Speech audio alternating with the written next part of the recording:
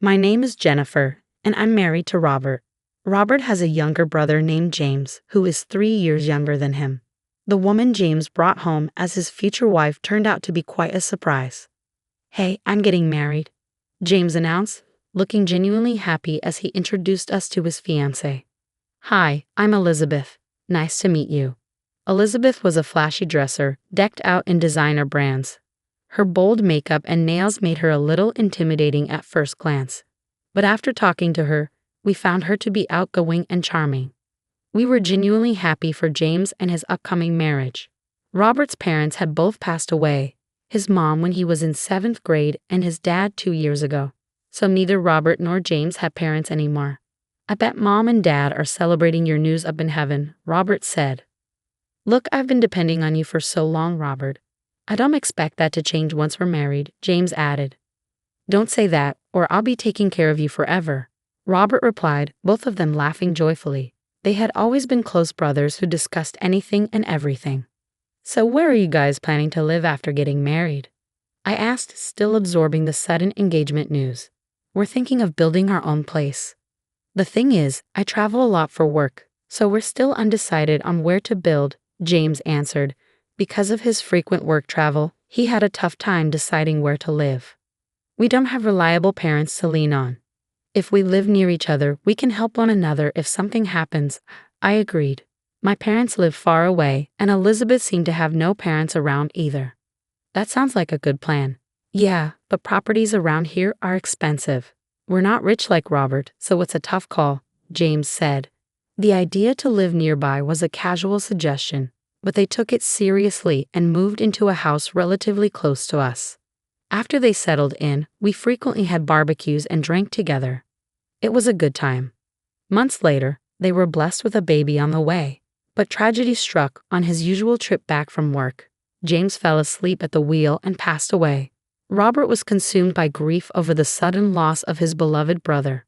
Elizabeth, on the other hand, didn't seem that devastated. Normally, you'd be distraught, especially with a baby coming, but not her. She did cry, but it looked fake, making me wonder. Feeling uneasy, I reached out to her. "If you need anything after the baby comes, you can always rely on us. We'll support you in any way we can." "Thank you," she said. That was the last we saw of Elizabeth. Months later, we received a birth announcement from her and went to visit. But she said she was too busy to invite us in, so we left the gift at the door and went back home. It was crazy that we couldn't even see the baby when we came to visit. Our distrust toward Elizabeth only grew after that. It felt like she was avoiding us. Anytime we reached out, she claimed she was too busy to meet. Before we knew it, a year had passed since James' death. Then, out of the blue, Elizabeth showed up at our house. "It's been a while, Jennifer," she said. "Long time no see. How have you been?" "What brings you here all of a sudden?" I asked. "I came because I need some advice. Is Emily not with you?" "Emily's at press school. Being alone at home with her all the time was driving me crazy, so I enrolled her right after she was born." "Oh, I see. Are you working then?" "Working? No way." "Okay, good on you for managing press school then." "I got her in because I was diagnosed with depression after my husband's death. I got a doctor's note and everything." "Wow, didn't know that was an option. Anyway, what's the advice you need?" Elizabeth's next statement left me shocked. "Would you mind paying our property taxes?" "What? Property taxes? Where is this coming from?" "We don't have money to pay your property taxes. Why would you think we would? You said we could ask you for anything, didn't you?" "Well, yes, but plus, you guys were the ones who insisted we live on that land." "We never insisted. Regardless, property taxes for that land are higher than in other places, and it's really causing us problems. Why don't you just work a bit and pay it yourself?" "I can't work. I've even got Emily in press school based on the excuse that I can't work due to mental illness. That's not our problem. Please, if we can't pay the property tax, we won't be able to live in that house." "Look, I don't know all the details, so I'll discuss it with Robert when he gets home." "Please do," she said. After showing up out of the blue and making such an unexpected request, Elizabeth left. When Robert got home, I told him about Elizabeth's sudden visit and her asking us to pay the property taxes. Of course, Robert was surprised, but he was also angered by her audacity. A few weeks later, we invited Elizabeth over to our house to discuss something important. We timed it so that her daughter, Emily, was at press school, allowing the three of us to talk. Elizabeth arrived in a good mood, probably thinking we were going to help her with the property taxes. "Robert, it's been a while," Elizabeth greeted him. "You seem well. I heard from Jennifer, but let's hear it from you. What did you want to talk about?" Robert asked. "Well, I hate to be a bother, but I came to ask for help with the property taxes," she admitted. "Why can't you pay them yourself? Is there a reason?" "I'm still dealing with emotional stress and can't work. With a young child, I just don't have the money for the taxes." "So you can't handle unexpected expenses?" "Exactly. The property taxes are way too high. After all, it was you guys who decided we should buy that house on that land, so it's your responsibility to help us out," Elizabeth said, frustration evident in her voice. "Why don't you have the money in the first place?" Robert asked. "I'm a single mom. It's tough. Survivor's benefits alone don't cut it. I'm barely making ends meet and can't handle sudden expenses like taxes." "You're lying about not having money," Robert retorted. "I'm not. I lost a breadwinning husband. Are you out of touch with reality?" You think I don't know anything?" Robert said, something rather cryptic. Hearing those words, Elizabeth's expression changed slightly. "Whoa, you're scaring me, Robert. You're getting more than just survivor benefits, aren't you?" "What are you talking about? That's all I get," she defended herself. "It's pointless to lie. I know everything. You're getting money from life insurance, too."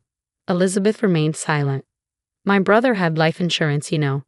He was insured for about $1,000 a month until he was 60. So what? As his wife, it's my right to receive that money. You have no right to question me.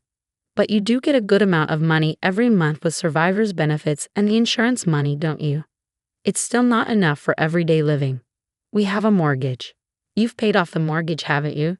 Don't you also get various other forms of assistance? How do you know all this?" "My brother consulted with me about everything, especially financial matters. So I know it all." "I see, but like I said before, I'm his wife and Emily is his daughter. How we use that money is none of your business." "Fair point, but since money is coming in, you should manage it properly and pay your own taxes. Robert, you work for a big corporation, and you're rich. Why can't you just help us have a little? You're being too stingy." Elizabeth still seemed unconvinced. Listening to this conversation, I finally understood why Elizabeth, even after losing her husband, continued to live lavishly without working. I couldn't complain. That money was something her late husband left for her. But Robert wasn't done talking. That's when I came to know an unbelievable fact. "So earlier, you said the kid is James's. Is that true?" Robert asked. "What? What are you talking about? Of course it is," Elizabeth snapped. "Well, that's good because if it's not, we have a big problem." "Isn't that quite rude? I just lost my husband. Don't start accusing me of things." I, who had been silently listening, quickly interjected. "That's crossing the line, man." But Robert continued, "You see, my brother consulted me when he found out about their pregnancy." "What about?" Elizabeth asked, her tone defiant. "He said that judging by the due date, there's no way the child could be his." "What do you mean?" "He was always on an extended business trip and hadn't been home during that time. He was worried that the child might not be his." "That's absurd." "I thought so too initially. James said there was no evidence of an affair. Then he passed away before we could gather any. So it was a misunderstanding, right? After James was gone, I couldn't shake off the thought, so I investigated." "Investigated what?" "Whether you had been unfaithful, Elizabeth." My jaw dropped in shock from this new information. Robert continued speaking to Elizabeth. "I was planning to take my time gathering evidence, but since you came to our home, I hurried my investigation." "And what did you find?" "You're living with another man now, aren't you?" "So what if I am? He's someone I started seeing after my husband passed." "I see. I was wondering if the man you're living with is the child's father, but it turns out he's not. Emily's father is my brother." "Do you have any proof?" "Sorry to say, I approached Emily and the man at the park and got a single hair strand from their clothing." "That's creepy. I do feel a bit guilty, but it's for my brother," Robert said. "And what did you do with it?" James is no longer with us, so I submitted the hair along with mine for a DNA test. According to Robert, even if it's not from the father, a close relative can provide enough genetic information for a paternity test, I explained. Robert continued, the test showed that Emily is not James's child, Elizabeth. Elizabeth looked down, unable to speak. Then she finally spoke, almost in a whisper. So what does that mean? It's heartbreaking for James. Speaking ill of the dead accomplishes nothing, Robert replied. Maybe, but since my brother can't find justice, I plan to file a lawsuit against you and your lover for damages. What? What are you talking about? We're getting married soon. Oh, really? Well, that makes things easier. What does? Since the house is already paid off, you should just sell it. Then you can use that money to pay for both your compensations. Why should I? If you can afford the compensation, you're welcome to stay, but your fiancé doesn't work, right? How do you know that? You can get by without working now, but that changes when you're married. It's none of your business. The conversation was far from over, and an angry Elizabeth tried to leave. Robert spoke up. I'll handle the property taxes for you. I'll also start the process for selling the house. Angry, Elizabeth stormed off. She eventually sold the house just as Robert suggested. The house sold quickly due to its desirable location and being relatively new. Elizabeth paid the compensation with the money from the sale. Apparently, Elizabeth and her man got married, but because of that, she would no longer receive the survivor's benefits she had been getting due to her husband's passing. Ignorant Elizabeth had no clue about this. She bought a cheap used house with the money from the sale. No longer a single mom, her financial aid dried up as did the survivor's benefits. Both Elizabeth and her new husband had to start working. Elizabeth had been a spender on fashion and beauty, but her marriage marked the start of a tougher life. Her husband couldn't keep a job, and the marriage soon fell apart. Elizabeth was back to being a single mom, but now with no financial aid coming in. She has to work desperately to make ends meet. For us, the storm has passed, and our peaceful days have returned. We were even blessed with a child we had longed for. I can't wait to meet the child that I will have with my beloved Robert. We will give our child the middle name of my late brother-in-law, ensuring that his memory will always be with us.